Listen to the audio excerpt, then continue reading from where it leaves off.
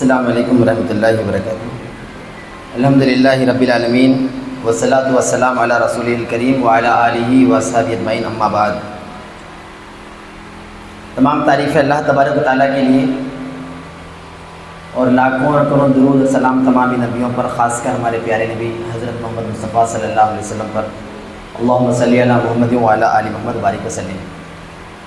محترم رفقائے کرام،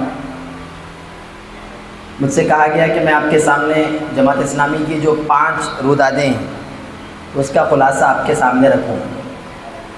میرے ذہن میں یہ تھا کہ تاریخ سے مجھے تھوڑی محبت ہے، تو شاید یہ 5 رودادوں کے اندر جماعت اسلامی کی تاریخ ہوگی، ہسٹری۔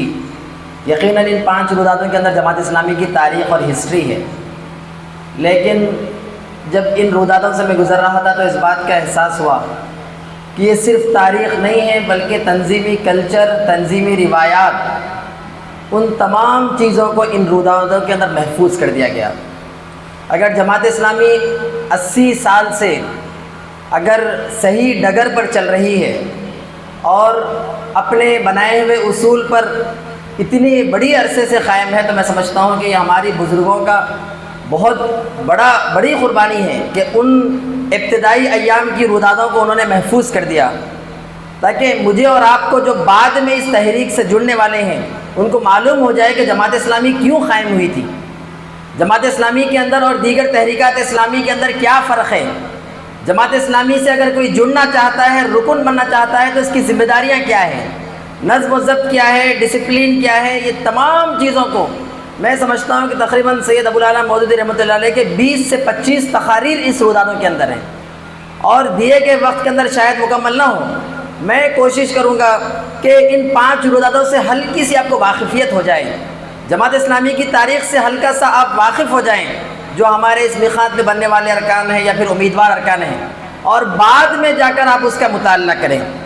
دوستوں اور ساتھیوں، یہ 5 رودادیں، اگر میں تھوڑا پہلے سے آؤں کہ جماعت اسلامی کا اسٹیبلشمنٹ تو 1941 میں ہوا، اور ان 5 رودادوں کے اندر 1941 سے لے کر ہندوستان کی آزادی تک، یعنی 1947 تک، ان 6 سالوں کی پورے اجتماعات کی رودادیں ان 5 کتابوں کے اندر ہیں۔ لیکن تھوڑا سا اگر پہلے آپ جائیں کہ جماعت اسلامی کیوں قائم ہوئی، اور خود مولانا مودودی رحمۃ اللہ علیہ اس کے اندر بات کرتے ہیں، تو میں بہت اختصار کے ساتھ آپ کو لے جاؤں کہ وہ کیا حالات تھے جس کے اگینسٹ میں جماعت اسلامی قائم ہونا پڑا، جو مولانا مودودی کے بقول کہ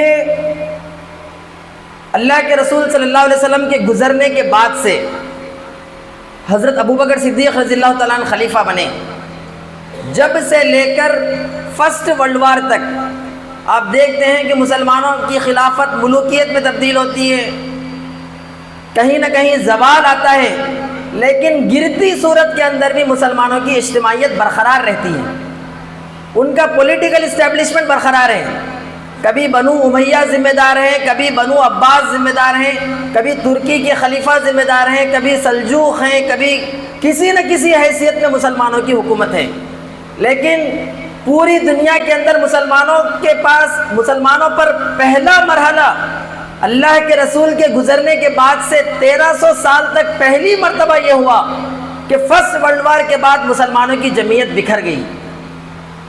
وہ مسلمان جو پوری حیثیتوں سے گرتی ہوئی حیثیت میں بھی کم از کم کمزور حیثیت سے مسلمانوں کی اجتماعیت کے ساتھ جڑے ہوئے تھے، فرسٹ ورلڈ وار کے بعد جب ان کی خلافت موومنٹ ختم ہوئی اور خلیفہ نے، وہ جو مصطفیٰ کمال اتاترک ہے، اس نے جب خلافت سے انکار کر دیا تو پورے مسلم ممالک تتر بتر ہو گئے۔ جب تک مسلمانوں کی کہیں نہ کہیں حکومت تھی تو امر بالمعروف اور نہی عن المنکر، نیکی کا حکم دینا، برائی سے روکنا، یہ حکومت کی باضابطہ ذمہ داری تھی۔ انفرادی حیثیت سے تو سب کرتے تھے، لیکن یہ اپنی جگہ عیاش تھے، اپنی جگہ فضول خرچ سے بہت تھے، لیکن اس کے باوجود بھی گرتی ہوئی حالت میں اس زمانے کے اندر نیکی کا حکم دینا اور برائی سے روکنے کا کچھ نہ کچھ نظام تھا۔ لیکن جیسے خلافت ختم ہو گئی، مسلمان بکھر گئے، تو ایسا ہو گیا جیسے تسبیح کے دانے بکھر گئے۔ ان حالات کے اندر مولانا مودودی رحمۃ اللہ علیہ پیدا ہوتے ہیں، اور آپ اس اپنی جوانی کے دوران یہ پورے واقعات دیکھتے ہیں. تو میں اس دوران میں آپ کو بتاؤں گا یہ جو 5 رودات ہیں، پہلے میں اس کا آپ کو تعارف کرا دوں کہ کس رودات کے اندر کیا ہے، تاکہ آپ بعد میں مطالعہ بھی کر لیں. پہلی رودات اول جماعت اسلامی جو قائم ہوئی اگست 1941، اس کی پوری رودات ہے. پھر اس کے بعد 2 مرکزی مجلس شورا کے اجلاس ہوئے، فروری 1942 اور اکتوبر 1942، ان 2 مجلس شورا کی روداتیں ہیں. اور پھر اکتوبر 1943، اس وقت چونکہ سیکنڈ ورلڈ وار چل رہی تھی، فساد بہت تھا، تو پورے ہندوستان کے مسلمانوں کو، پورے ہندوستان کے ارکان جماعت پہ ایک جگہ جمع نہیں کیا جا سکتا تھا، تو صرف دربھنگہ بہار کے ایریے کے لوگوں کو جمع کیا گیا. تو اس پہلی رودات کے اندر یہ 4 اجلاس اور اجتماعات کا ذکر ہے. پہلا تو جماعت اسلامی جو قائم ہوئی اس اجتماع کی رودات، پھر 2 مرکزی مجلس شورا کی روداتیں، اور دربھنگہ بہار یو پی کے پاس جو اجتماع ہوا اس کی رودات ہیں. یہ رودات دوم ہے. اس کے اندر مارچ 1944 میں جس طرح دربھنگہ بہار کا ایسٹ انڈیا کا اجتماع ہوا تھا، اسی طرح ویسٹ انڈیا کا اجتماع دارالاسلام پٹھان کوٹ پر ہوا تھا، جو سندھ، کشمیر اور بلوچ کے ایریے کے لوگ جمع ہوئے تھے. اس دوسری رودات کے اندر صرف ایک اجتماع کا ذکر ہے، مارچ 1944. تقریباً 3 دن کا وہ اجتماع تھا اور تقریباً 4 نشستیں ہوئی تھی.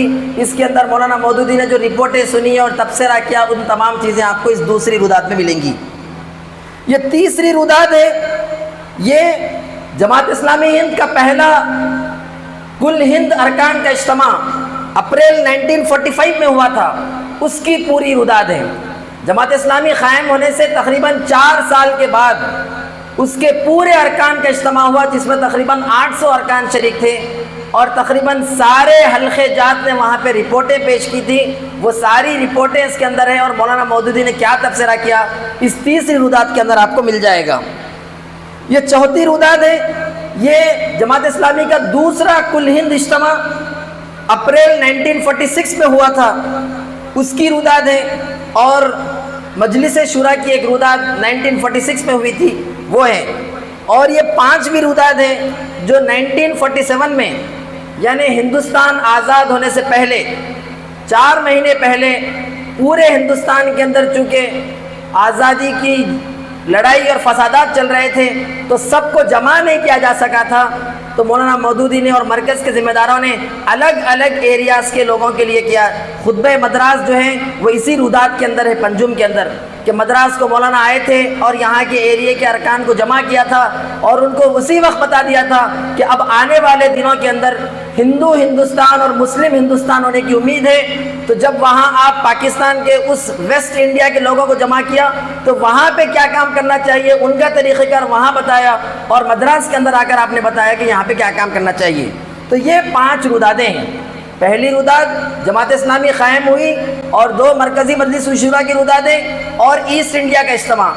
دوسری رودات جماعت اسلامی کے 1944 ویسٹ انڈیا کا ایک ہی اجتماع، اس کی رودات ہیں. تیسری آل انڈیا پہلا اجتماع ارکان کا ہوا، اس کی تفصیلی رودات تیسری رودات کے اندر ہے. چوتھی کے اندر دوسرا آل انڈیا اجتماع ہوا، اس کی رودات اور ایک مجلس شورا کی رودات ہے. اور 5ویں پنجم کے اندر اپریل 1947 کے اندر پورے ہندوستان کے مختلف ایریاز میں، مدراس میں پروگرام ہوا، اس طرف یو پی میں ہوا، تو الگ الگ لوگوں کو جمع کیا گیا تھا فسادات کی وجہ سے. تو یہ 5 روداتیں آپ کے پاس ہیں.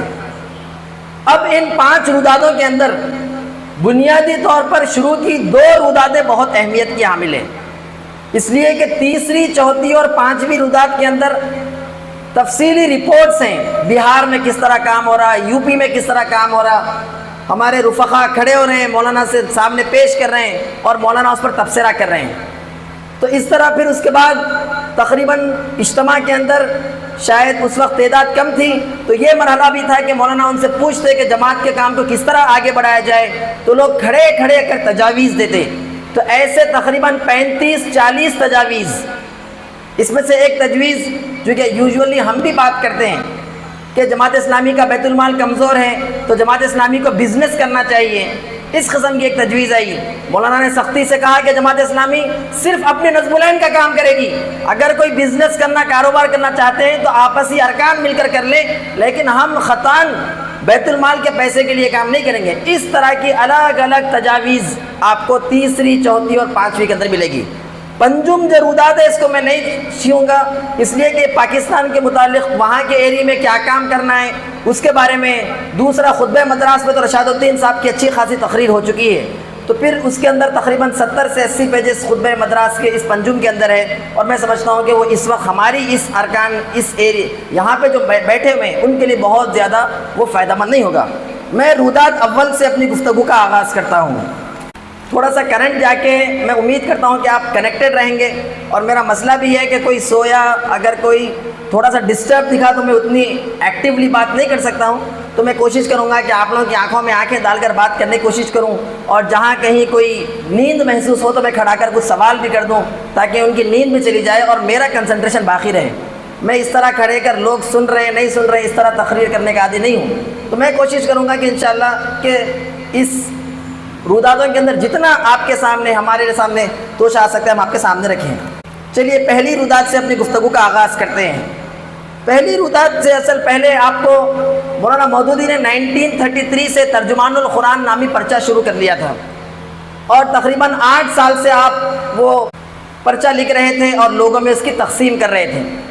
1933 مولانا کہتے ہیں جب لوگ جمع ہو گئے اس 1941 کے اجتماع سے پہلے ایک لیٹر جاتا ہے کہ میں نے اب تک ترجمان القرآن میں اس ہندوستان کے اندر اسلامی نظام کے قیام کے لیے کوئی جماعت کی ضرورت محسوس کی۔ میں سمجھتا ہوں کہ اب وہ وقت آ گیا ہے، جو کوئی میری بات سے اتفاق رکھتا ہو وہ 25 اگست کو فلاں دن پہنچ جائے۔ تو اس لیٹر کو پڑھ کر تقریباً 75 افراد 75 افراد جماعت اسلامی کے قیام کے لیے پہنچ جاتے ہیں۔ اب مولانا مودودی ان کے سامنے تقریر کر رہے ہیں، 75 لوگ آ گئے۔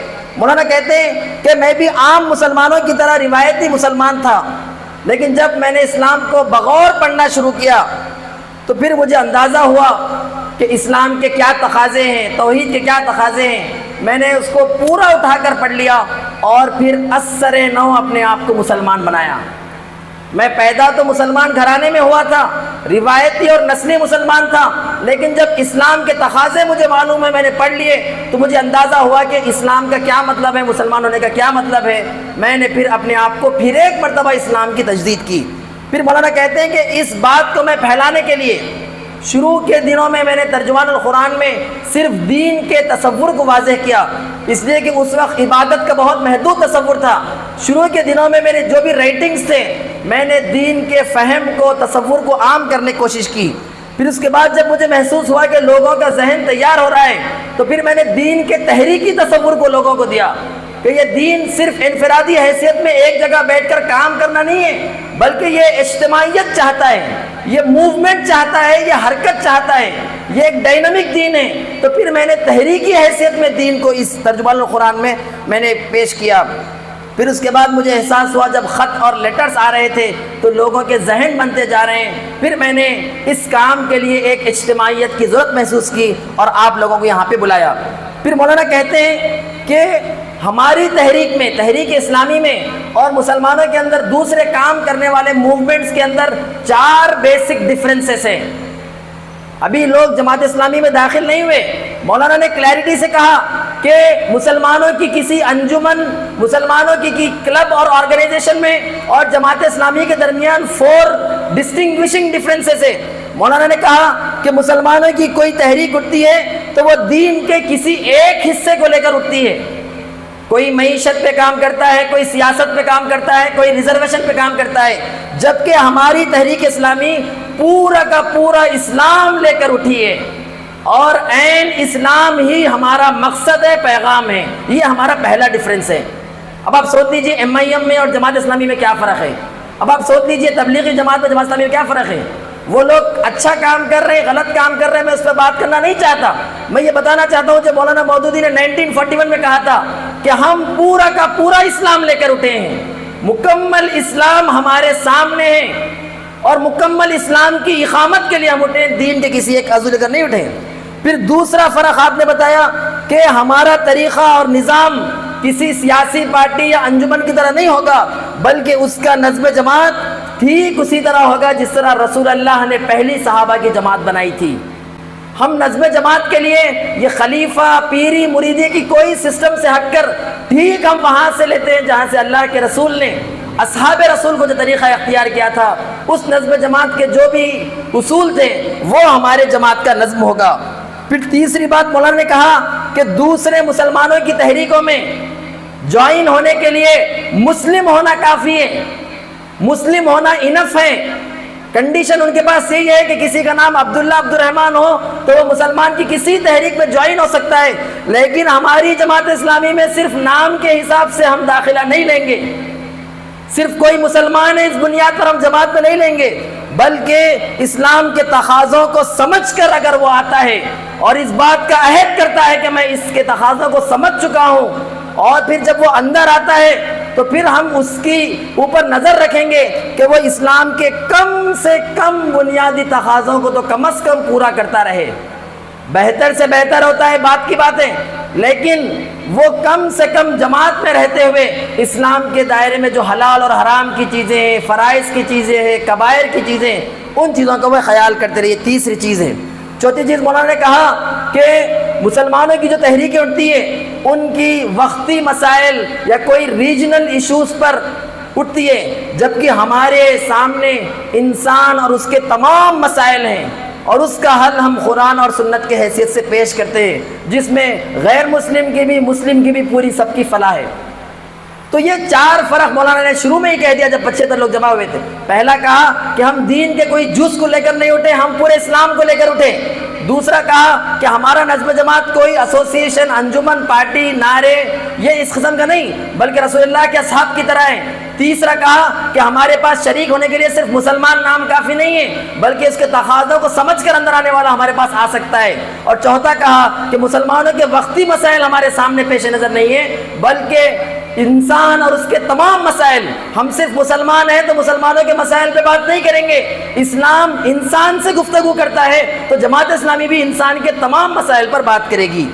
پھر اس کے بعد مولانا نے کہا کہ چونکہ اس کا طریقہ اور نظم العین ٹھیک ٹھیک اسلام ہے تو اس کا صحیح نام بھی اسلامی جماعت ہی ہو سکتا ہے، ہم کوئی اور نام اس کا نہیں دے سکتے، اس لیے کہ ہم نے وہی طریقہ وہی نظم العین اختیار کیا، اس لیے ہم اس کا بہتر نام اسلامی جماعت، جماعت اسلامی رکھ سکتے ہیں۔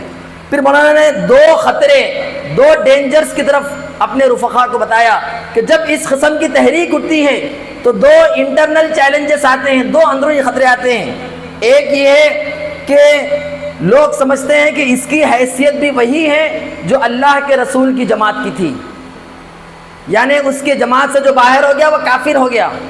مولانا کہتے ہیں کہ ہماری جماعت ویسی جماعت نہیں ہے، اور نہ ہم مسلمانوں میں کوئی فرقہ پیدا کرنے آئے کہ ہماری جماعت سے باہر ہے تو تم گمراہ ہو گئے یا پھر تمہارا دین چھوٹ گیا۔ مولانا کہتے ہیں کہ ہم اس رسول اللہ کی جماعت کی جو حیثیت تھی ہماری جماعت کی حیثیت نہیں ہے۔ دوسرا کہا کہ اس کے امیر کی حیثیت خلیفہ راشد کی طرح ہوتی ہے تو ہمارے امیر کی حیثیت وہ نہیں ہے۔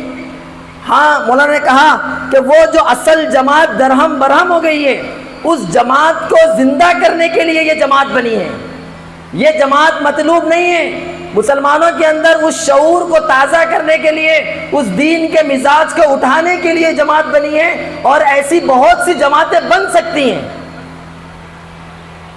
اس سے باہر رہنے والا اسلام سے باہر ہوگا ایسا نہیں ہوگا۔ یقیناً ہم اس کے تقاضوں پر لوگوں سے بات کریں گے، لیکن اس قسم کی ہم باتیں کریں گے تو ہم بہت جلد لوگوں کے درمیان فرقہ بن جائیں گے اور ہم اپنے آپسی انتشار میں ٹوٹ پڑیں گے۔ پھر اس کے بعد مولانا مودودی نے کہا کہ اس جماعت کی باؤنڈریز کیا ہے، میدان کیا ہے، کہ یہ کام کیا کرے۔ اصولی طور پر تو سمجھ میں آ گیا کیا فرق ہے۔ مولانا نے کہا کہ کوئی چھوٹا اور محدود تصور ذہن میں رکھ کر نہ آئے کہ ہم لوگوں کو نماز پڑھا لیں گے یا دین کا کوئی خاص حصہ سکھا دیں گے۔ مولانا نے کہا کہ پوری انسانی زندگی جن جن چیزوں سے مخاطب کرتی ہے اور انسانیت جن جن مسائل سے دوچار ہے وہ تمام مسائل جماعت اسلامی کے باؤنڈریز ہیں۔ انسانیت کو جن جن چیزوں سے سابقہ پڑتا ہے ان تمام چیزوں کے اندر جماعت اسلامی دخل اندازی کرے گی، اس پر بات کرے گی، اسلام کے متبادل وہاں پر پیش کرے گی، یہ ہماری باؤنڈری ہے۔ پھر مولانا نے کہا کہ اس میں کام کرنے والے کون ہو سکتے ہیں، کہ کیا علماء ہی کام کریں یا دیندار طبقہ ہی کام کریں؟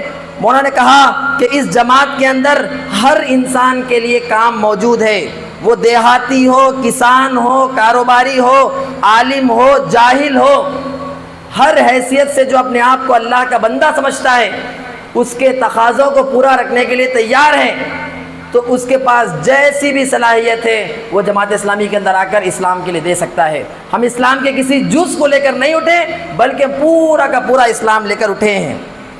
پھر مولانا نے کہا کہ یہ کوئی آسان اور ہلکا کام نہیں ہے، ہم پورا سسٹم آف لائف، پورا نظام زندگی کو اکھاڑ کر پھینکنا چاہتے ہیں، اور اس کے مقابلے میں اسلام کے دیے گئے تصورات کو اس دنیا میں قائم کرنا چاہتے ہیں۔ یہ کوئی چھوٹا موٹا جذبات میں آ کر جماعت اسلامی میں جوائن کرنے کا کام نہیں ہے۔ مولانا نے کہا کہ اس جماعت میں آ کر پیچھے ہٹ جانا ارتداد کے معنی میں ہوگا، اس جماعت میں آ کر پیچھے ہٹ جانا ارتداد کے معنی میں ہوگا۔ مولانا نے کہا کہ میں ارتداد مطلب اسلام سے باہر نہیں کہہ رہا ہوں، میں اس حیثیت میں کہہ رہا ہوں جو قرآن کی آیت میں کہا گیا کہ جو میدان جنگ سے پیٹ پھیرتا ہے، سوائے اس کے کہ اس کی چال ہو یا اپنے دوستوں سے ملنا چاہتا ہو، اس کے علاوہ اگر وہ جان چھڑانے اس میدان جہاد سے بھاگتا ہے تو وہ عذاب علیم کا شکار ہوگا۔ مولانا نے کہا کہ اس جماعت میں آ کر پیچھے پلٹنے کا یہی مطلب ہے کہ اس نے میدان حق کو چھوڑ دیا۔ اب وہ انانیت کے لیے چھوڑا، نفس کے لیے چھوڑا، کسی اور وجہ سے چھوڑا، کوئی الگ بات ہے، لیکن اس جماعت میں آنے کے بعد سستی دکھانا یا پیچھے ہٹ جانا ارتداد کے ہم معنی میں ہوگا۔ پھر آپ نے کہا کہ خوب سوچ سمجھ کر قدم اٹھاؤ اور عزم کے ساتھ آؤ، اگر اپنے اندر عزم کی کمی محسوس کرتے ہو تو ٹھہر جاؤ، جلد بازی نہیں ہے۔ اپنے اندر اگر اس پورے نظام کو توڑنے کی صلاحیت اور قوت اور حوصلہ محسوس نہیں کرتے تو ٹھہر جاؤ، اس جماعت اسلامی میں نہ ہو۔ یہاں پہ ایسے لوگوں کی بھی ضرورت نہیں ہے، یہاں پہ تو وہ قوت اور حوصلہ اور عزم والوں کی ضرورت ہے جو اس مقصد کے ساتھ وہ جینا سیکھ لیں۔ پھر اس کے بعد مولانا نے کہا کہ اب ہماری آپ کی پہلی تقریر ختم ہو رہی ہے مولانا کی، اب ہماری انڈیویجول حیثیت ختم ہو گئی، اب ہم سب مل کر ایک جماعت بن گئے۔ اور مولانا نے کھڑے ہو کر کلمے کا اقرار کیا کہ لوگوں تم گواہ رہنا، اشہدو ان لا الہ الا اللہ واشہدو ان محمد عبدہ ورسولہ، میں نے اسلام کو پھر ایک مرتبہ تازہ کیا اور جماعت اسلامی میں جوائن ہوا۔ روداد میں آتا ہے کہ لوگ کلمہ پڑھ رہے ہیں تو آنکھوں سے آنسو جا رہے ہیں، زار و خطار رو رہے ہیں، ایسی کیفیت ہے جیسے کہ نئے مسلمان بنے ہیں، ان کو کوئی زندگی کا مقصد مل چکا ہے۔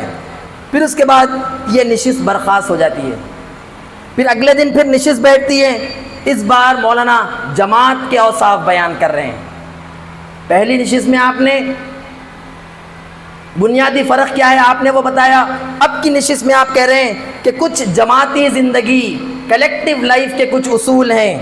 آپ نے کہا کہ ہر ایک کی ذمہ داری ہے جو کوئی جماعت سے جڑتا ہے وہ جماعت کے ساتھ خیر خواہی کرے اور اس کے اندر رہنے والے تمام لوگوں کے ساتھ اخوت اور محبت کے ساتھ رہے، کوئی کینہ اور بغض نہ رکھیں۔ پھر دوسری بات آپ نے کہی کہ اللہ کے خاطر جماعت سے جڑے، کسی پارٹی یا عصبیت کی بنیاد پر نہیں کہ یہ میرا خاندان ہے یا یہ میرا قبیلہ ہے یا میرے مسلک کے لوگ نہیں۔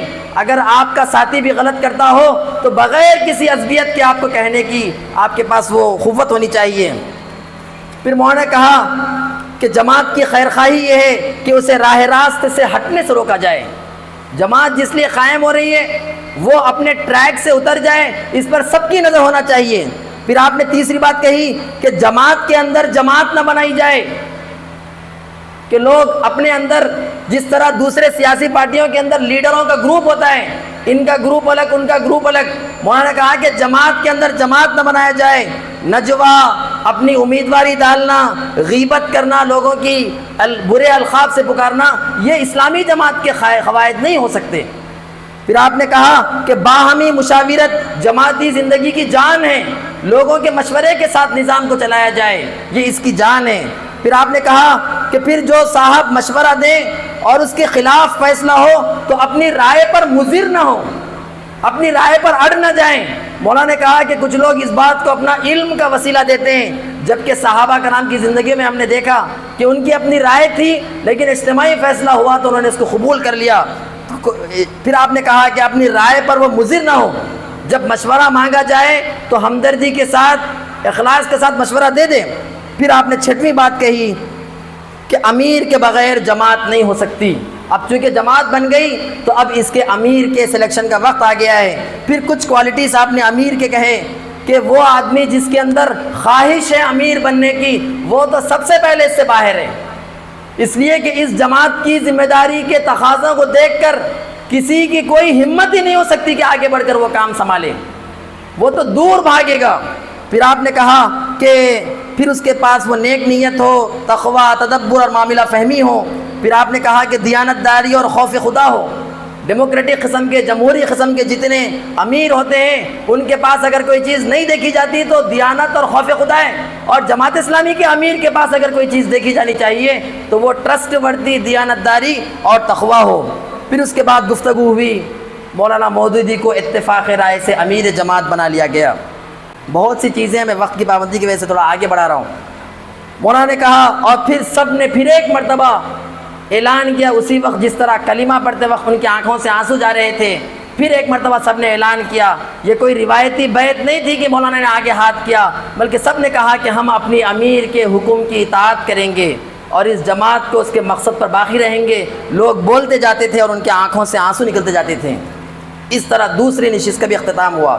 پھر اسی امیر کے انتخاب کے بعد مولانا نے شورا چن لی تھی کہ مجلس شورا کون ہوں گی اور کام کیا ہوں گے۔ اسی وقت 4 بڑے ڈپارٹمنٹس، کاموں کا آغاز کس طرح ہو، شورا نے بنا لیے تھے۔ پہلا آپ نے کہا کہ شعبے علمی و تعلیمی، اس کی ذمہ داری یہ رکھی گئی کہ اسلام کے نظام فکر کا تفصیلی جائزہ لیا جائے۔ دوسرے سسٹمز آف لائف پر تحقیق اور تنقید کیے جائے، اور اسلامک سسٹم آف ایجوکیشن اور نظام تعلیم کو مرتب کرے، وہ کریکولم، نصاب اور معلمین کی تیاری کرے۔ 1941 کی بات ہو رہی ہے۔ پھر دوسرا ڈپارٹمنٹ شعبہ نشر و اشاعت، یعنی جو کچھ بھی یہاں سے لٹریچر نکل رہا ہے، یہ ڈپارٹمنٹ کی ذمہ داری ہوگی کہ وہ پرنٹنگ اینڈ پبلشنگ، اس کو زیادہ سے زیادہ لوگوں تک اس کو پہنچانے کی کوشش کرے۔ پھر تیسرا ڈپارٹمنٹ شعبہ تنظیم، میں اس پہ تھوڑا آگے بڑھ رہا ہوں کہ رپورٹوں پر نظر رکھنا، ڈویژنز بنانا، مقامی جماعتیں کیا کام کر رہی ہے۔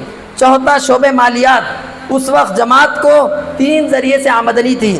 ایک جماعت کی اپنی جو بک ڈپو تھی، مطبوعات، جو کتابیں نکلتی تھیں، اس سے پیسہ آتا تھا۔ دوسرا مولانا نے کہا کہ اپنی اپنی زکوٰۃ جو بھی ہوگی، سب ارکان جماعت کو اپنی کلی زکوٰۃ دیں گے، انفرادی حیثیت سے خرچ نہیں کریں گے۔ اور تیسری آپ نے کہا کہ ہمارے ارکان جماعت اعانت دیتے ہیں۔ تو اس طرح جب حساب لگایا گیا تو 75 لوگ اور 74 روپے سے یہ جماعت اسلامی کا آغاز ہوا۔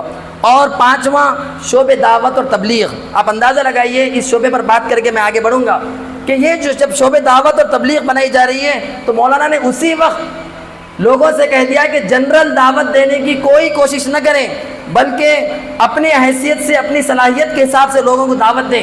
اور آپ نے حلقے بنا لیے تھے کہ جو لوگ اس میں سے کسی حلقے میں کام کرنا چاہتے ہیں تو وہ اپنے آپ کو اس حلقے میں پیش کریں۔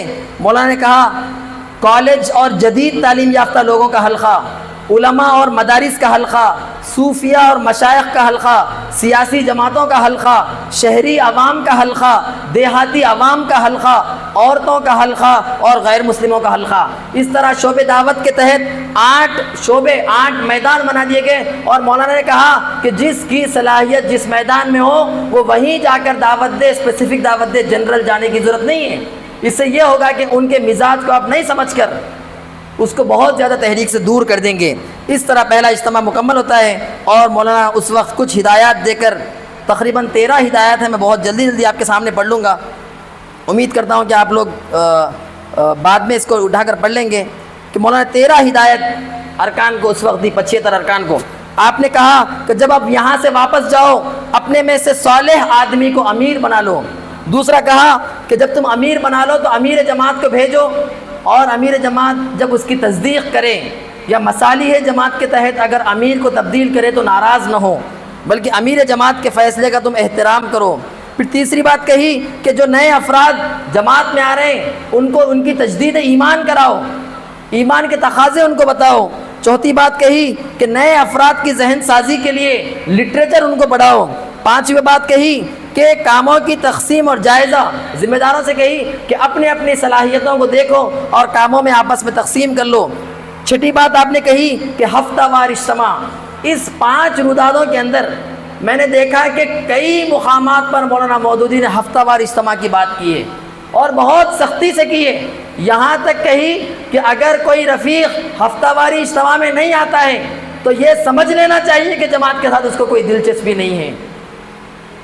اگر وہ کوئی عذر شرعی کے بغیر، پھر مولانا نے کہا کہ عذر شرعی کا مطلب پیسے کا نقصان نہیں ہے، اس کے لیے تو پہلے ہمارے رفقا کو حاضر رہنا چاہیے کہ میں وہ نقصان کو اپنے سر پر لے کر یہاں پہ آ رہا ہوں۔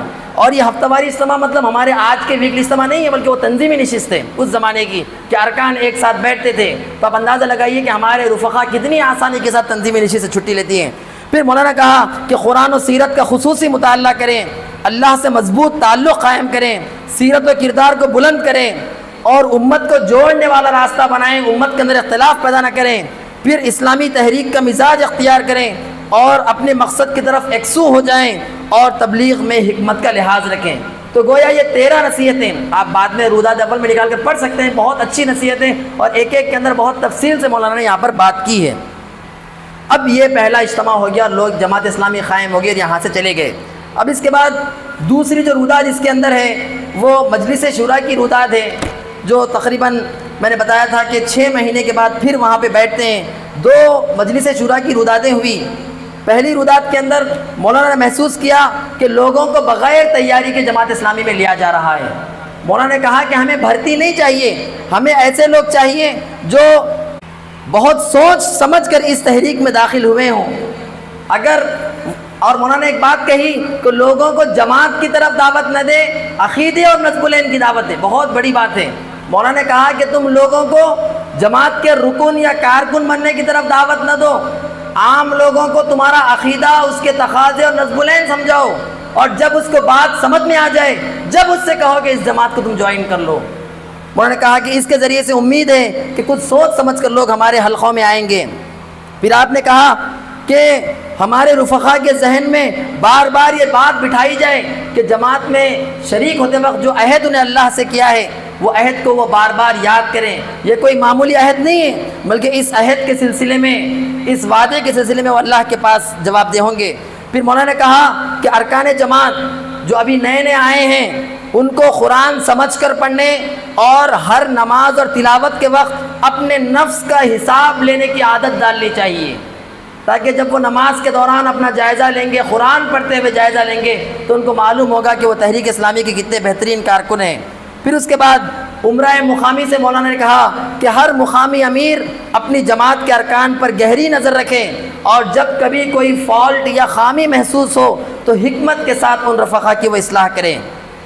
یہ پہلا مجلس شورا کا اجلاس ہوا تھا جس کے اندر ایسے ارکان کی تعداد زیادہ ہو گئی تھی جو بغیر سوچے سمجھے بوجھے، اس وقت چونکہ نئی تحریک تھی، لوگ خوشی سے جس طرح تبلیغی جماعت میں نام لکھاتے ہیں، بہت سے لوگ لکھا دیے تھے۔ مولانا نے شورا کا اجلاس بلایا اور کچھ اصول طے کیے۔ آپ دیکھیں گے کہ 2 باتیں مولانا نے کہی کہ ان 2 چیزوں کو دیکھیے کہ وہ جب جوائن ہو رہے ہیں تو اس کے اندر ان کے اندر یہ کیا 2 چیزیں ہیں۔ مولانا نے کہا کہ ان کا اندرونی جذبہ اتنا مشتعل ہو کہ وہ بیرونی دباؤ کے بغیر کام کر سکیں، یعنی بغیر امیر مقامی کے، بغیر باہر سے بولے، اگر وہ اندر سے کام کرنے کی اس کے پاس عادت آ جائے تو سمجھ جائیے کہ ہمارا کام کا آدمی ہے۔ پھر دوسری بات کہی کہ وہ لوگوں میں دیکھیں کہ ان کے عقیدے کو اختیار کرنے کے بعد ان کی زندگی میں کوئی خاطر خواہ تبدیلی آئی یا نہیں آئی۔ یہ 2 اصول مولانا نے بیان کیے کہ نئے افراد کو جب بھرتی کر رہے ہیں، جب معلوم ہوا کہ بہت آگے، تو یہ 2 اصول مولانا نے رکھ دیے کہ ایکسٹرنل پریشر کے بغیر انٹرنلی موٹیویٹ ہو کر وہ کام کرنے کی عادت ہو جائے جب وہ کام کا آدمی ہے۔ دوسرا، اس رکنیت کو اختیار کرنے کے بعد اس کی زندگی میں خاطر خواہ تبدیلی دکھنا شروع ہو جائے، چینج وہ دکھنا شروع ہو جائے۔ پھر اس کے بعد دوسری مجلس شورا کا بھی اجلاس ہوا۔ دراصل یہ اجلاس ایک قسم کی بے چینی اور کہہ سکتے ہیں کہ اس نئی جماعت میں فتنہ آ گیا تھا، اس کو رفع کرنے کے لیے ہوا۔ دراصل مولانا ابوالحسن علی ندوی رحمۃ اللہ علیہ، مولانا منظور نعمانی رحمۃ اللہ علیہ، اس قسم کے بہت سے رفقا جو علماء دین تھے، ان لوگوں نے کچھ مولانا کے اپنے ڈریسنگ سینس پر، مولانا کی داڑھی پر اور مولانا کے بال پر اور مولانا کے گھر اور رہن سہن پر کچھ قسم کے انہوں نے اعتراض کیے تھے، اور اس وقت وہ ارکان کو لیٹرز لکھ رہے تھے۔ مولانا کہتے ہیں کہ یہ کیفیت مجھے بہت زیادہ تکلیف دے رہی تھی، مولانا نے سب کو جمع کیا اور کہا کہ میں چاہتا ہوں کہ آج جماعت اسلامی بند کر دوں، میں نہیں چاہتا کہ یہ جماعت اسلامی اس طرح چلے، یا تو میں کوئی خواہش سے اس کا امیر نہیں بناؤں، یا تو آپ مجھے ہٹا کر کسی دوسرے کو امیر بنا لیجئے، یا اس کے بعد بھی اپنے اصولوں پر اگر لوگ مضر ہیں تو اس جماعت کو ہم بند کر دیں گے۔ یا تیسری چیز یہ ہے کہ یہ لوگ اپنے آپ کو جماعت سے علیحدہ کر لیں۔ اس وقت کی شورا نے اتفاق کیا کہ نہ آپ امارت سے ہٹیں گے نہ جماعت اسلامی بند ہوگی۔ بالا کوٹ کی ٹریجڈی کے بعد 105 سال لگ گئے اسلام کے نام پر اجتماعیت کو کھڑا کرنے کے لیے، اور ان چھوٹی چھوٹی جزیات کے اوپر اگر ہم بات کرنا شروع کریں گے تو اسلامی نظام کی بات کیسے ہوگی؟ تو اس طرح کچھ ہمارے رفقا اس وقت جماعت سے علیحدگی اختیار کر لیتے ہیں۔ تو دوسرا مرکزی شورا کا اجلاس اس لیے ہوا تھا۔ اب اس کے بعد پہلی رودات کا جو آخری حصہ ہے، پہلے اجتماع اول، پھر 2 روداتیں مجلس شورا کی۔ ایک مجلس شورا صرف اس لیے بلائی گئی کہ ارکان کی بھرتی ہو رہی ہے اور اس کو کس طرح کنٹرول کیا جائے۔ دوسری مجلس شورا اس لیے بلائی گئی کہ جماعت کے اندر ایک قسم کی بے چینی ہے، لوگ خط لکھ رہے ہیں، لیٹرز لکھ رہے ہیں، مولانا کی زندگی کے اوپر تبصرے کر رہے ہیں۔ مولانا نے دوسری مجلس شورا بلائی اور کہا کہ میں اپنے آپ کو ریزائن کرتا ہوں، میں کوئی خواہش سے یہاں پہ نہیں بیٹھا۔ اب جو تیسرا اجتماع اس روداد اول کا ہے وہ دربھنگا بہار، اس وقت کے ایسٹ انڈیا کے ایریا کا اجتماع ہے۔ مولانا نے وہاں پر جو باتیں کہی، تقریریں، یہ دراصل یہ رودادیں مولانا مودودی کی تقریریں ہیں، اور یہ تنظیمی روایات، تنظیمی کلچر ہیں کہ ہم بار بار اس کو کم از کم روداد اول اور دوم، یہ 2 بھی چھوٹی ہیں، تیسری روداد 250-300 پیجوں کی ہے، چونکہ وہ پورے اجتماع ارکان کی روداد ہے۔ پورے ہندوستان کے رفقا نے رپورٹ پیش کی تھی اس لیے بڑی ہے، لیکن پہلی اور دوسری روداد ایک 90 پیج کی اور ایک تقریباً 150 پیج کے قریب ہے۔ اس کو تو ارکان جماعت کو بار بار پڑھنا چاہیے، یقین مانیے وہ پڑھتے وقت آپ کا خون اندر سے کھولتا ہوا محسوس ہوگا۔ مولانا بہت کلیئرٹی کے ساتھ یہ بات بتا رہے ہیں، اگر اس طرح جماعت اسلامی میں جوائن ہو کر جماعت کو نقصان کرنا تھا تو کیوں آئے ہمارے پاس؟ اچھا رہتا ہے کہ تم جماعت کے باہر رہ جاتے، ہمارے نظم جماعت کو تم نے تو خراب کر دیا۔ ان لوگوں کو مخاطب کر کے کہہ رہے ہیں جو بغیر اجازت کے اجتماع سے غیر حاضر رہتے ہیں، اگر تم اتنے تھوڑ دلے اور چھوٹے دل کے تھے تو ہم کو خراب کرنے کی کیا ضرورت تھی؟ باطل تحریکات وہاں کام کر رہی تھی، وہاں جا کر چلے جاتے۔ ہماری اس تحریک کو تم کیوں کمزور کر رہے ہو؟ یا تو اس جماعت کے ساتھ جڑ کر رہنا چاہتے ہو تو اس کے تقاضوں کو پورا کرو، یا پھر اپنے آپ کو اس سے علیحدہ کر لو۔ اس معاملے میں ہم کسی پر کوئی زبردستی نہیں کرتے۔ اسی آغاز پر، اسی لحاظ پر تقریباً اس دربھنگا کا جو اجتماع ہوا تھا، اس وقت چونکہ شاید بہت سے افراد کوئی عذر شرعی کے بغیر اس اجتماع سے رخصت لیے تھے، اس لیے مولانا کی تحریروں میں وہ غصہ نظر آتا ہے۔ مولانا نے کہا اس اجتماع کے اندر کہ اب دیگر جماعتیں بھی ہمارے نصب العین کا نام لینا شروع کر چکی ہے، الحمدللہ۔ حکومت الہیہ کی بات اب دیگر سیاسی تحریکیں بھی کر رہی ہے۔ مولانا نے کہا کہ اب دوسرا کام ہم کو یہ کرنا ہے کہ وہ بھی حکومت الہیہ اور اسلامی نظام کی بات کریں، ہم بھی اسلامی نظام کی بات کریں گے تو لوگ حیران ہوں گے کہ کس کی بات صحیح ہے۔ مولانا نے کہا کہ اب دوسرا مرحلہ یہ ہے کہ اس اسلامی نظام کا زبان پر نام لانے کے لیے بھی اعلیٰ کیریکٹر کی ضرورت ہے۔ اب جماعت کے کارکنوں کو اپنے کیریکٹر کو اتنا اونچا کرنا چاہیے تاکہ لوگوں کو معلوم ہو جائے کہ لفاظی کون کر رہا ہے اور اسلامی تحریک کے لیے حقیقی طور پر سنجیدہ کون ہے۔ پھر مولانا نے کہا کہ کسی پلان پر ٹھوس کام کرنے کی ہمارے رفقا کو عادت نہیں ہے، یہ رفقا نہیں بلکہ مولانا نے کہا کہ گزشتہ 30-35 سال سے میں دیکھ رہا ہوں کہ مسلمانوں کو شور شرابہ پسند ہے، ہنگامہ پسند ہے، کوئی چھوٹی چیز کے اوپر مستقل کام کرتے جانا ان کا یہ مزاج نہیں ہے۔ پھر مولانا نے کہا کہ ہماری جو بڑھتی ہوئی تعداد، ارکان کی تعداد جو بڑھ رہی ہے، اس کا مجھے روشن اور تاریک 2 پہلو نظر آتے ہیں۔ اس کا ایک برائٹ سپاٹ ہے اور ڈارک سپاٹ ہے۔ مولانا نے کہا کہ روشن پہلو یہ ہے کہ صالح لوگ جو اسلامی نظام کے قیام کے سلسلے میں اپنے دل میں سنجیدگی رکھتے ہیں وہ جڑ تو رہے ہیں، لیکن تاریک پہلو یہ ہے کہ ان کے اندر ابھی صبر نہیں ہے، مقصد کے ساتھ وہ والہانہ عشق نہیں ہے، وہ گہری وابستگی نہیں ہے، اور اس جو عہد وہ لے رہے ہیں بحیثیت رکن کے، اس کی ذمہ داری کا انہیں احساس نہیں ہے۔ پھر مولانا نے کہا کہ لوگ مجھ سے کہتے ہیں کہ جماعت اسلامی کو ماس موومنٹ بنا دیں، عوامی تحریک بنا دیں، مولانا کہتے ہیں کہ میں اسے عوامی تحریک یا ماس موومنٹ کیسا بناؤں؟ یقیناً تحریک اسلامی ماس موومنٹ بنے گی، لیکن اس کے لیے دو چیزیں چاہیے۔ ایک، اس کے رفقا اعلیٰ سیرت و کردار کے ہمارے پاس افراد ہو، اور دوسرا عوام کی اجتماعی قیادت لیڈ کرنے کی ان کے پاس صلاحیت ہو۔ مولانا نے کہا کہ ہمارے ارکان عوام کا مرجع بن جائیں، چھٹ چھٹ کر لوگ ہمارے ارکان کے پاس آ جائیں، مرجع خلائق کہ انسانوں کی تعداد ان کے پاس رجوع۔ آپ اندازہ لگائیے، میں اپنا اندازہ لگاؤں، آپ اندازہ لگائیں کہ پڑوسیوں سے ہماری واقفیت نہیں ہے، جبکہ مولانا کہہ رہے ہیں کہ تم مجھے تحریک کو ماس موومنٹ بنانے کی بات کر رہے ہو۔ میں تو دیکھتا ہوں کہ ایک تو وہ اعلیٰ اخلاق اور سیرت و کردار ابھی پیدا نہیں ہوا، دوسرا یہ کہ عوام ہمارے ارکان کے اطراف دنیا آباد نہیں ہے، لوگ چھٹ چھٹ کر ان کے پاس نہیں آتے۔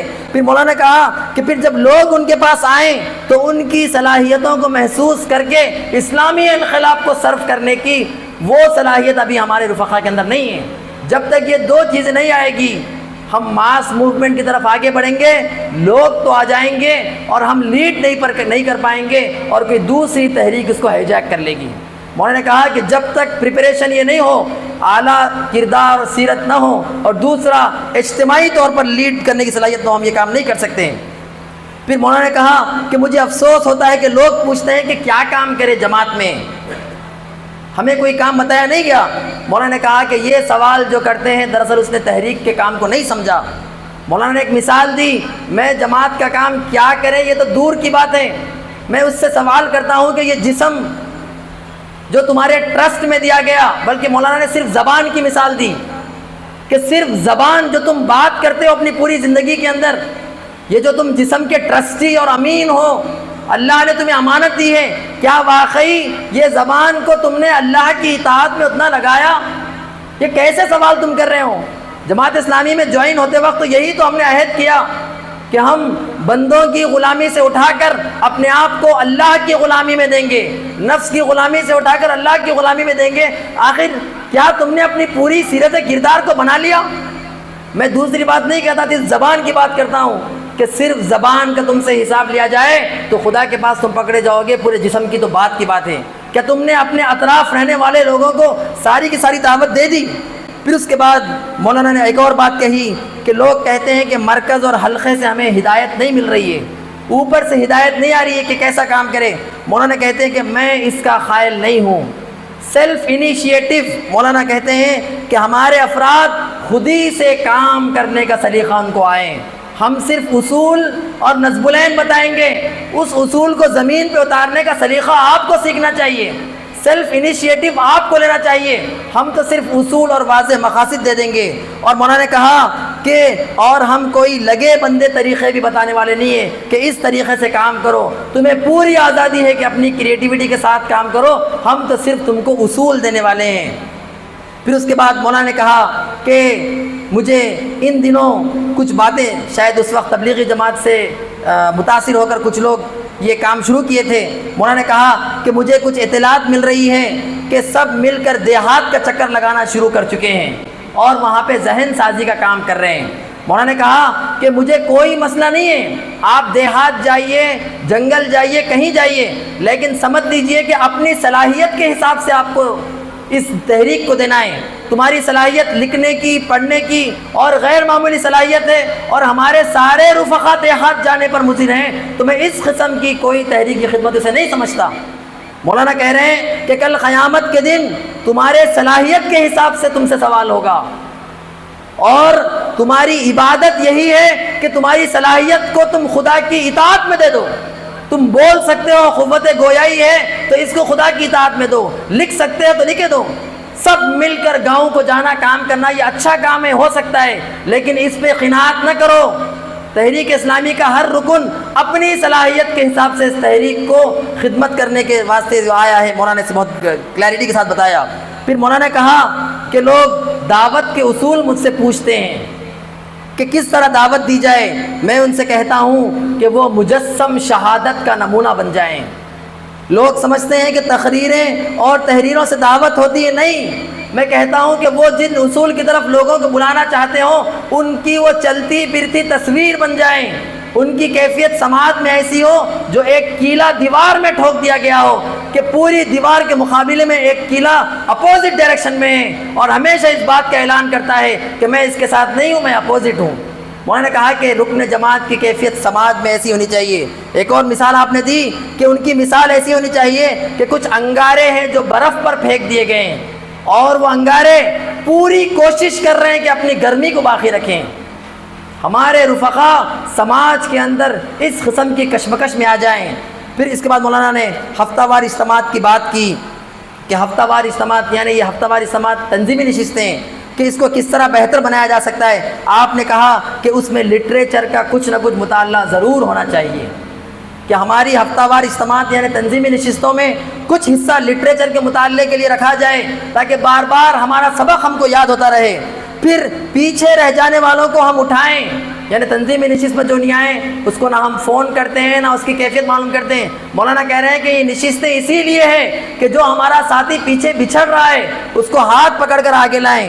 پھر مولانا نے کہا کہ وہ اس دعوت کو کیسا پھیلائیں، اس تدابیر پر بات کریں، اس کام کو کیسا پھیلائیں۔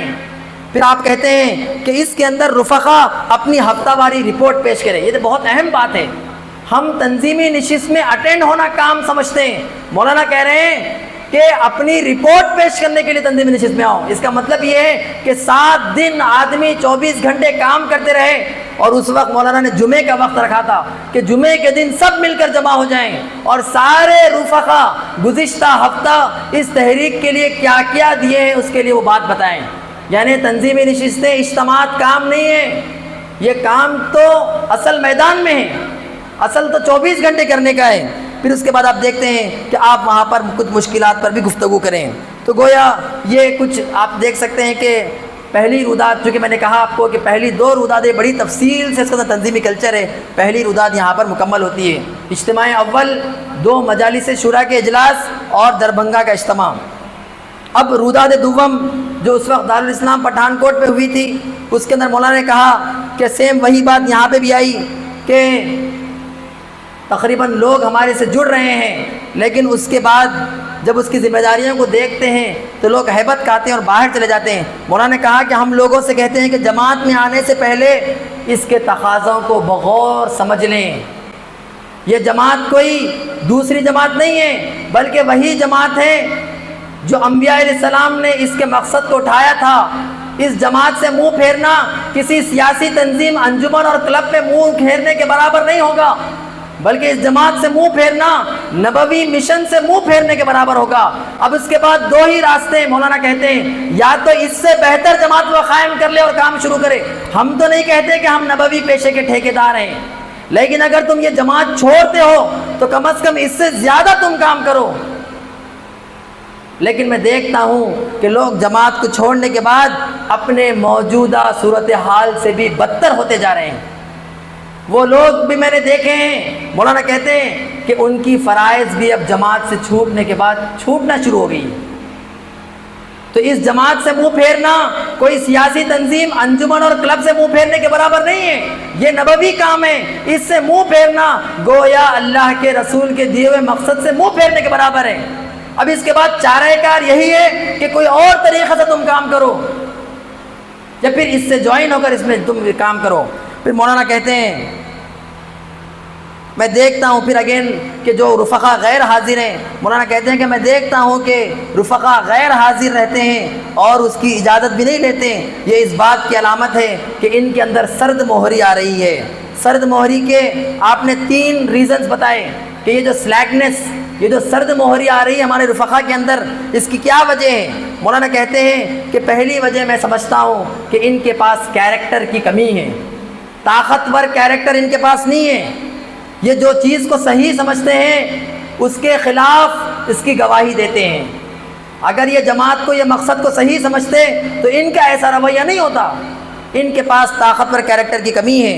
پھر مولانا نے کہا کہ ان کے پاس فہم دین کی کمی ہے، دین کے اصول سے یہ لاپرواہی برتتے ہیں اور جزیات کو دین کا مدار قرار دے کر، مرکز بنا کر اسی پر خوش ہیں، اور ان کے سردار ان کو اسی فقہی اسلام کے اندر خوش رکھنا چاہتے ہیں۔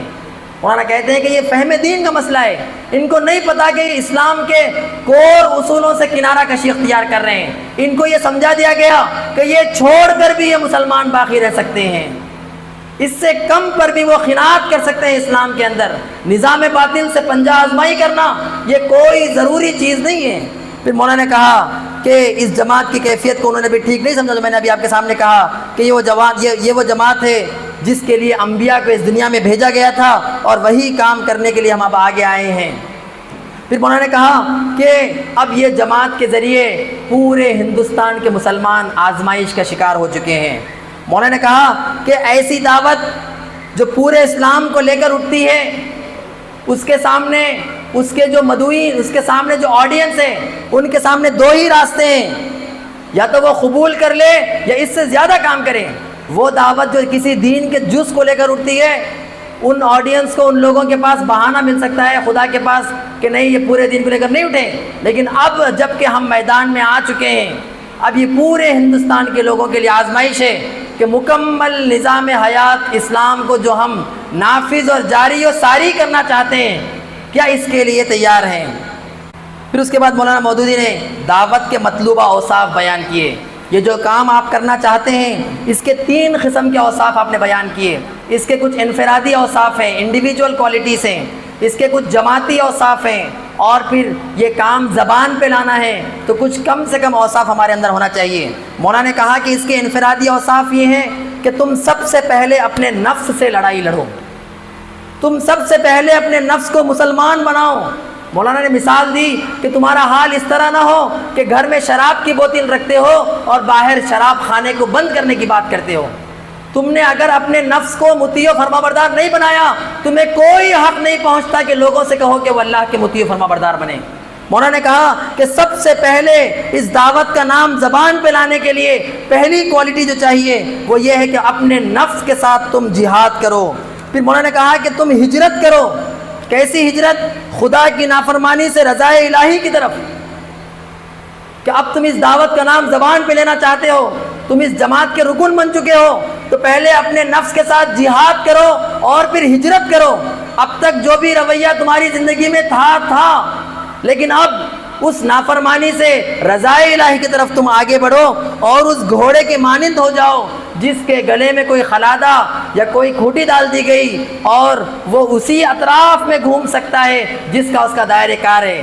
تمہاری حالت ویسی ہے کہ تمہارے گلے میں اب اسلام کی ڈوری آ گئی اور تمہیں باندھ دیا گیا، اب تم اتنی ہی دور جا سکتے ہو جتنی دور شریعت تمہیں اجازت دیتی ہے، اس سے آگے تم ختم نہیں جا سکتے۔ پھر مولانا نے کہا کہ تیسری چیز جو میں اپنے رفقا سے کہتا ہوں کہ اپنے قریبی ماحول جس کو میں ہوم فرنٹ کہتا ہوں، مولانا کہتے ہیں کہ اس دعوت کے نتیجے میں سب سے پہلے اپنے گھروں کو تم اس کے مخاطب بناؤ، کہ جب تم نے اپنے نفس کو مطیع و فرما بردار بنا لیا اور تم نے ہجرت کر لی تو اب تمہاری حیثیت ایسی ہونی چاہیے کہ ان اصولوں کے تم اتنے زندہ مثال بن جاؤ کہ تم کو تمہارے گھروں میں ایکسیپٹ کرنا نہ ملے۔ روداد سوم کے اندر میاں طفیل محمد خیم جماعت رپورٹ پیش کرتے ہیں کہ ایک رکن جماعت بزرگ کو ان کے بچوں نے گھروں سے نکال دیا، صرف اس وجہ سے کہ اس مقصد کے ساتھ ان کا گہرا عشق تھا، اس کے مقابلے میں کسی اور چیز کو وہ برداشت کرنے کے لیے تیار نہیں تھے۔ ایک اور رکن جماعت کی وہ بات پیش کرتے ہیں کہ ان کی بیوی چھوڑ کر چلے گئی کہ کس قسم کی یہ مذہبی یا کس قسم کے اصول انہوں نے اپنا لیے، دنیا کے کسی قسم کی لحاظ نہیں کرتے۔ مولانا کہتے ہیں کہ اس دعوت کے نتیجے میں تمہارے گھروں میں، تمہارے سماج میں، اطراف کے ماحول میں ایک قسم کی کشمکش ہونی چاہیے۔ پھر مولانا کہتے ہیں کہ کشمکش کا مطلب یہ نہ ہو کہ تم مناظرہ بازی یا لوگوں سے جھگڑنے لگو۔ تمہاری حیثیت تو ڈاکٹر کی طرح ہے کہ ڈاکٹر آپریشن کرتا بھی ہے تو لوگوں سے محبت کے جذبے کے ساتھ کرتا ہے، اس کی تیمارداری اس کو کیور کرنے کے لیے کرتا ہے۔ تم یقیناً تمہاری کشمکش ہوگی لیکن بڑی محبت کے ساتھ، جس طرح ڈاکٹر اپنے پیشنٹ کی اصلاح کرنا چاہتا ہے، تمہیں اس قسم کے کام کرنا چاہیے۔ یہ 3 انفرادی اوصاف مولانا نے کہے کہ اپنے نفس سے پہلے لڑائی لڑو اور پھر ہجرت کرو اور قریبی ماحول سے کشمکش میں آ جاؤ۔ ان دعوت کے اصولوں کے نتیجے میں مولانا کہتے ہیں کہ تمہیں کشمکش میں آنے کی ضرورت نہیں ہے۔ جب اس دعوت کے اصولوں کا تم مجسم نمونہ بن جاؤ گے تو پورا سماج خود بخود تمہارے خلاف ہو جائے گا، اور اس قسم کی رپورٹوں کا میں انتظار کر رہا ہوں۔ مولانا کہتے ہیں کہ اس قسم کی رپورٹوں کا میں انتظار کر رہا ہوں، اس زمانے کی بات ہے۔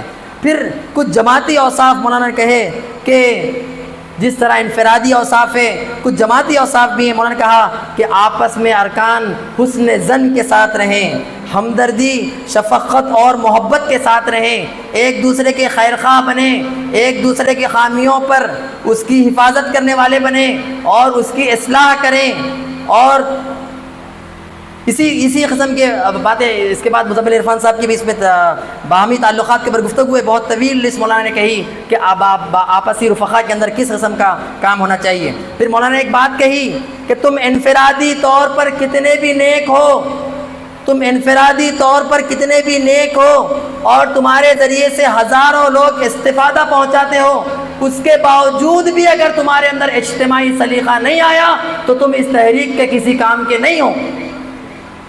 مولانا نے مثال دی کہ ایک پہلوان جو غیر معمولی طور پر طاقتور ہے، کسی طرح وہ ریجیمنٹ کے مقابلے میں نہیں لڑ سکتا، ایک ریجیمنٹ جو 25 اور 40 سولجرز کی ہے۔ مولانا نے کہا کہ تم انفرادی طور پر بہت نیک ہو سکتے ہو لیکن جماعتی سلیقہ تمہارے پاس نہیں آیا، آپسی حسن ظن نہیں ہے، ہمدردی نہیں ہے، تنقید بغرض اصلاح نہیں ہے، ضبط نہیں ہے۔ مولانا نے کہا کہ یہ سلیقہ تمہارے پاس نہیں آیا تو بہت جلد تم اس تحریک سے دور ہو جاؤ گے۔ پھر مولانا نے کہا کہ اس کے مجاہدے کے لیے بھی کچھ صفات ہیں کہ یہ جو مجاہدہ تم کرنا چاہتے ہو زمین پر، انفرادی اوصاف آپ نے بتائے کہ اپنے نفس سے لڑائی کرو اور پھر ہجرت کرو اور پھر اپنے اطراف کے ماحول میں ہوم فرنٹ کے اندر کشمکش آئے، جماعتی اوصاف بتائے۔ پھر اب مولانا کہہ رہے ہیں کہ اس کام کے لیے اگر تم میدان پہ اترنا چاہتے ہو تو کچھ صلاحیتوں کی تمہارے پاس کچھ کوالٹیز کی ضرورت ہے۔ مولانا کہتے ہیں کہ سب سے پہلی کیفیت تمہارے اندر صبر کی ہونی چاہیے۔ صبر کا جو مفہوم مولانا نے بیان کیا، 5-6 مفاہیم مولانا نے بیان کیا کہ جب میں صبر کہتا ہوں تو لوگ اس کو غلط نہ سمجھیں، بلکہ صبر کا مطلب یہ ہے، صبر کا مطلب آپ نے بتایا کہ جلد بازی سے شدید پرہیز کیا جائے۔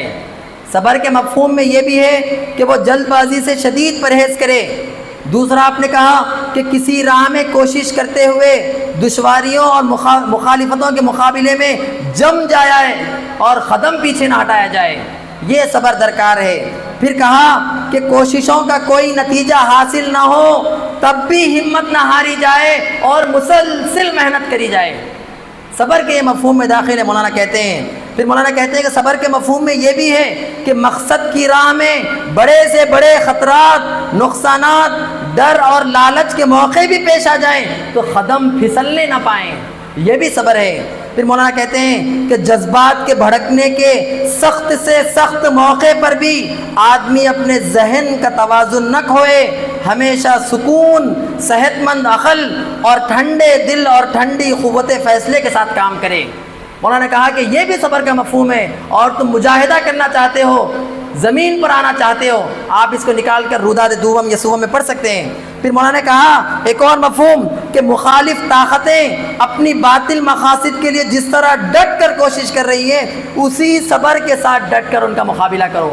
تو یہ 7 مفاہیم مولانا نے صبر کے بارے میں بیان کیے کہ یہ صبر اگر تمہارے اندر پیدا نہیں ہوا تو پھر میدانی تمہاری جدوجہد، تمہارا مجاہدہ بہت زیادہ تم کو فائدہ نہیں دے گا۔ پھر دوسری چیز مولانا نے کہا کہ یہ مجاہدہ ایثار چاہتا ہے، قربانی چاہتا ہے۔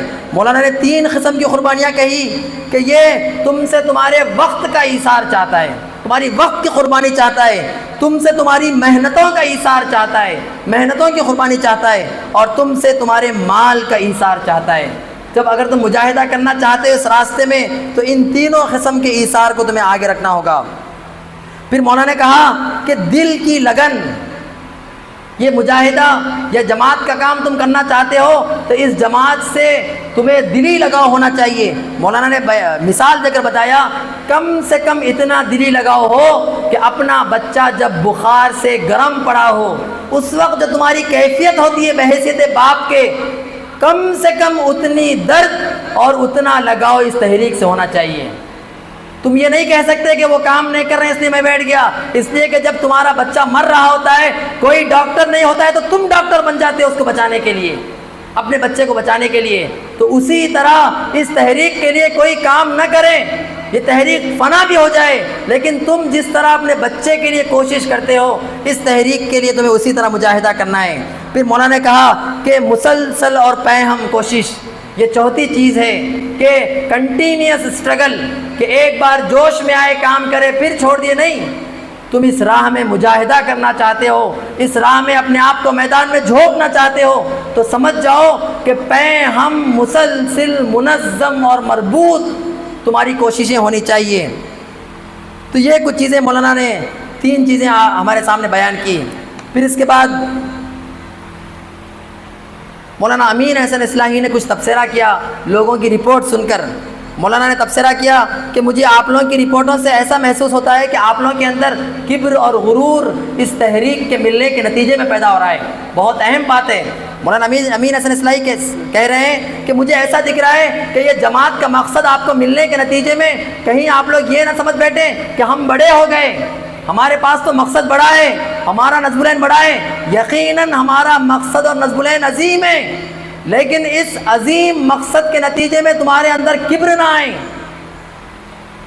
اطراف کے لوگوں کو دیکھ کر کہیں غرور تمہارے اندر نہ آئے۔ پھر مولانا نے کہا کہ انبیاء کا جو طریقہ تھا، میں دیکھ رہا ہوں کہ رپورٹوں کے اندر علماء کے سلسلے میں اور دیگر طبقات کے سلسلے میں جس قسم کی زبان آپ لوگ استعمال کر رہے ہیں، یہ قطعاً تحریکی زندگی کی یا تحریکی نظم کی زبان نہیں ہے۔ مولانا نے کہا کہ ہمارا طریقہ انبیائی طریقہ ہے، اور وہ طریقہ وہی ہے جو انہوں نے کہا کہ یا ایھا الناس، اے انسانوں، یا ایھا الذین آمنو، اے یہ لوگوں جو ایمان لائے ہو۔ مولانا نے کہا کہ ایک طویل عرصہ گزر گیا، اس کے بعد یا ایھا الکافرون کہا گیا۔ اس وقت تک تم کو اجازت نہیں ہے کہ تم ان کو کافر کہہ کر یا کسی قسم کا صیغہ یا کوئی ان کو دے کر پکارو۔ تمہارے مدعو کے سلسلے میں غیر معمولی طور پر تم کو ان سے محبت کرنا ہے۔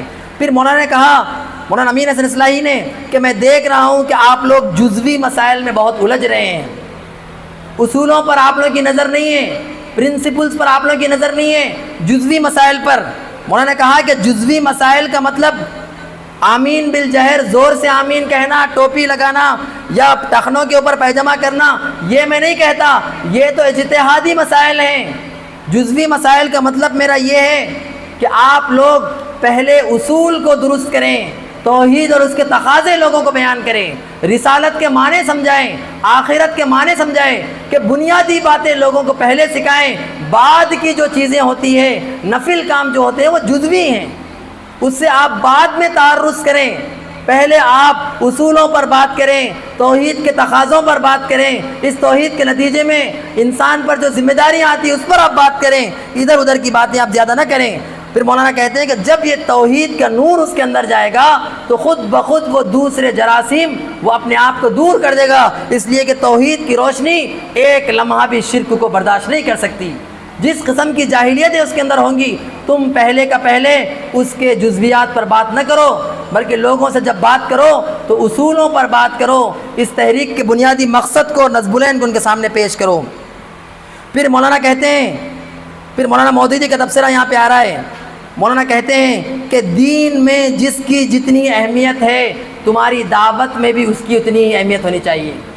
دین میں اصولوں کی غیر معمولی اہمیت ہے تو تمہاری دعوت میں بھی غیر معمولی اہمیت ہو۔ جزیات کو دین میں بہت کم ڈسکس کیا گیا تو تمہاری دعوت کے اندر جزویات بھی بہت کم آنے چاہیے۔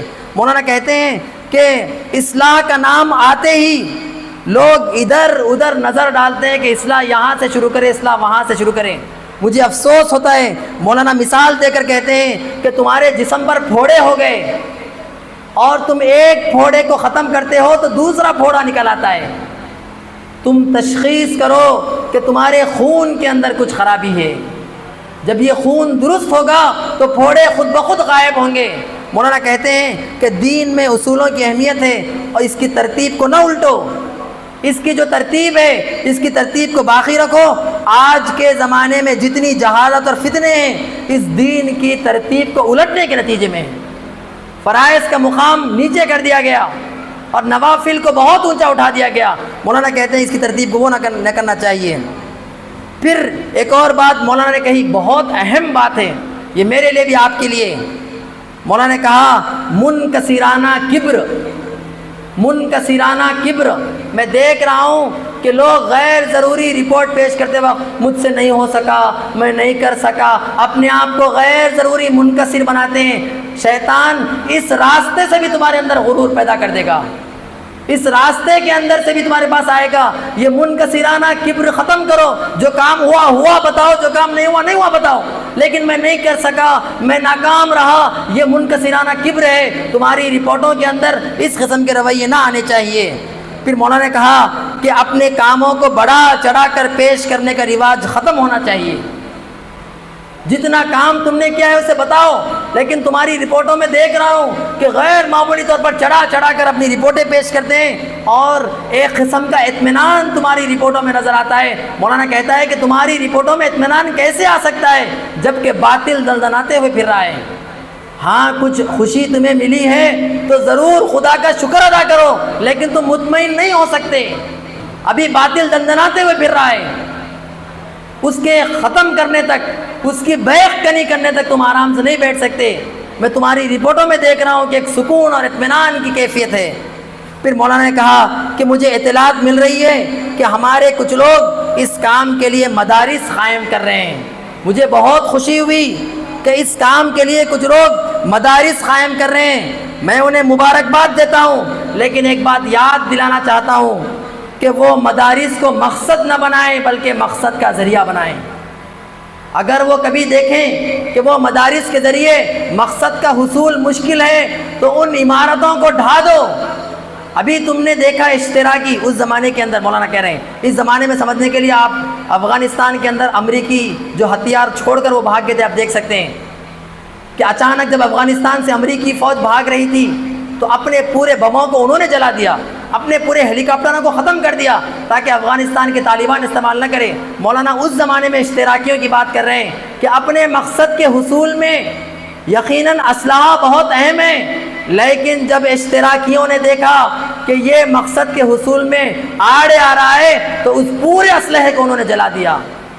تو تمہارے مدارس بھی اگر مقصد کے حصول میں اگر کام نہیں کر رہے ہیں تو اس کی عمارتوں کو تم ڈھا دو۔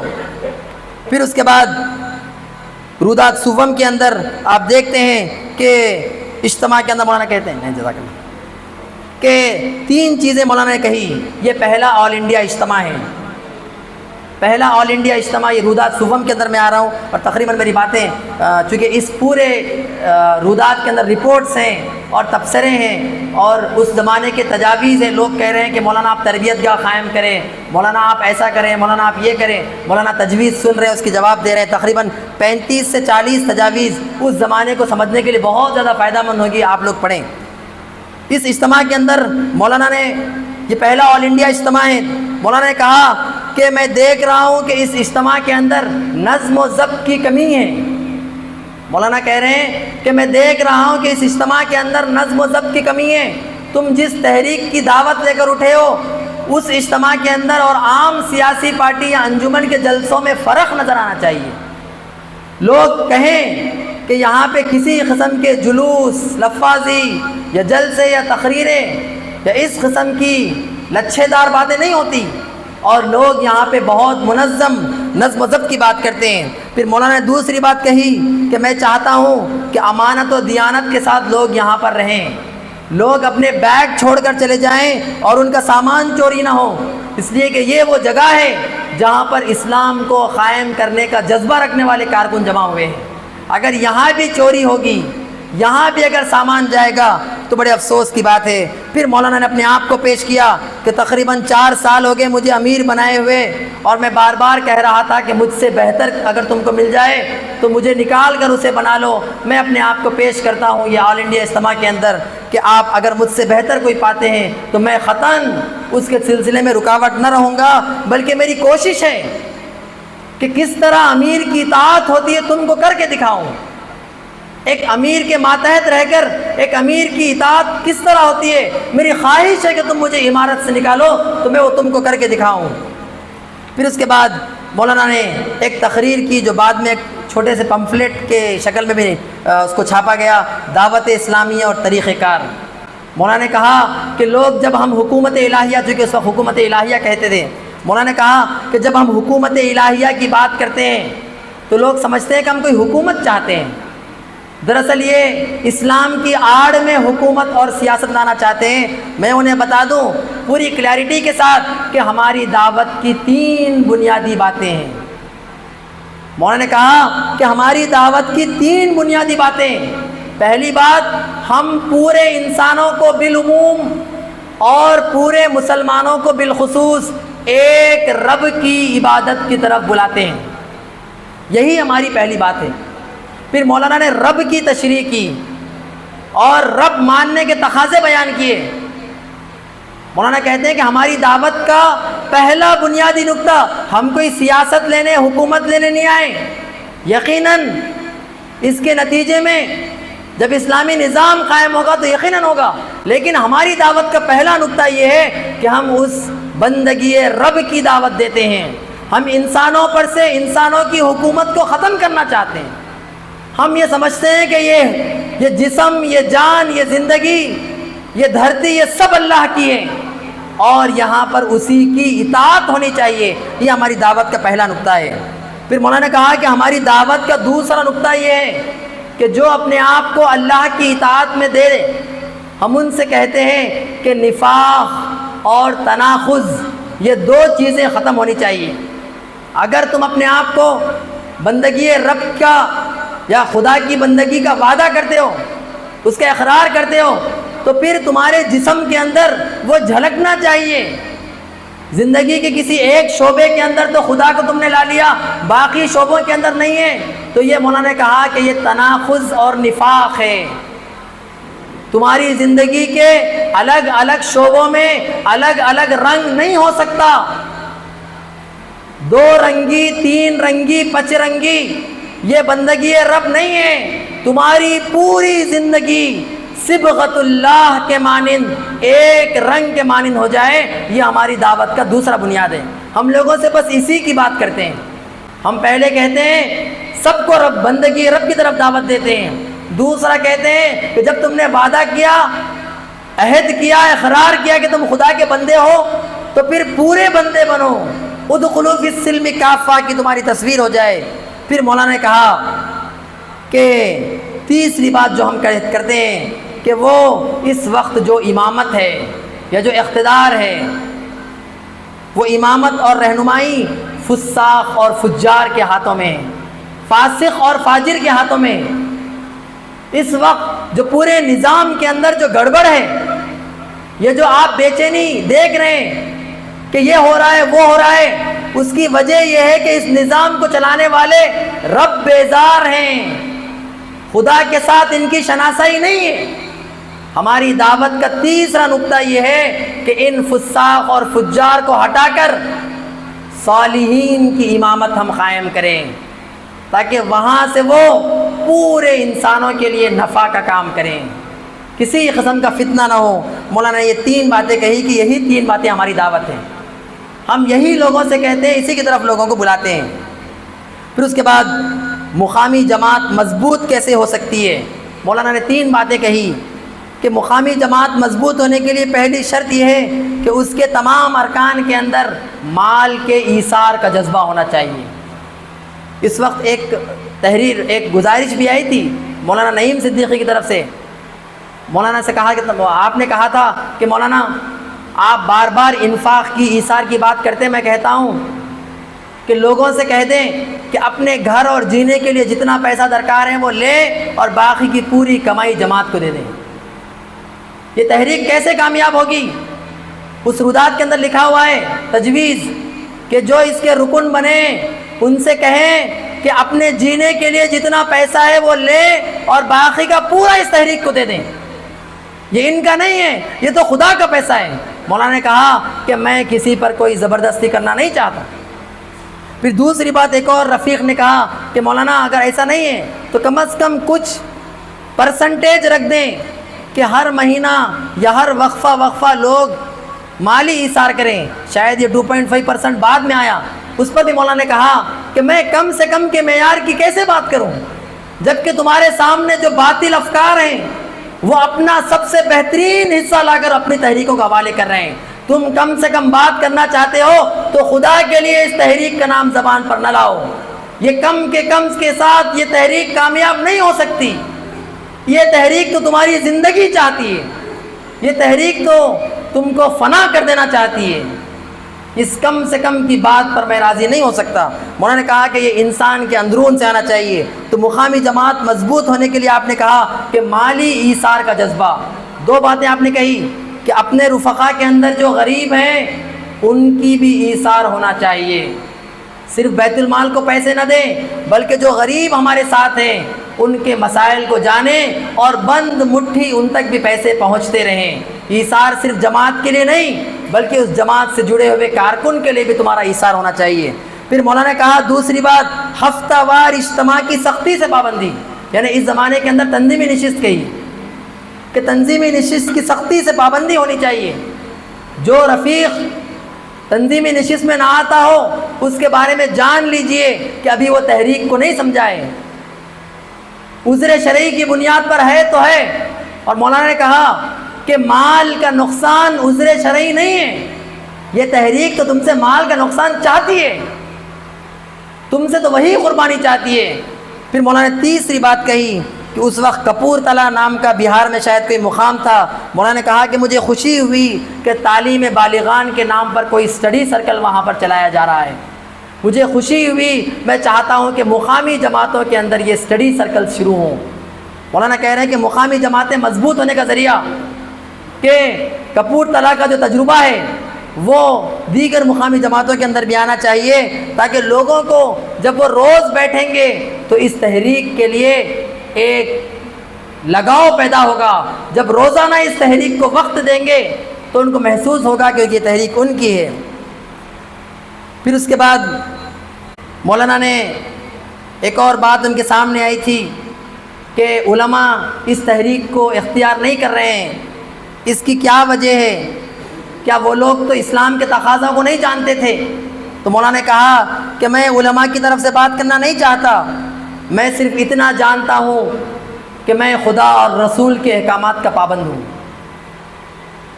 اگر انہیں اس سلسلے میں اگر بات سمجھ میں نہ آتی تو نہ آئے، لیکن وہ میرے لیے پیرامیٹر نہیں ہے کہ علماء اختیار نہیں کر رہے میں بھی اختیار نہ کروں۔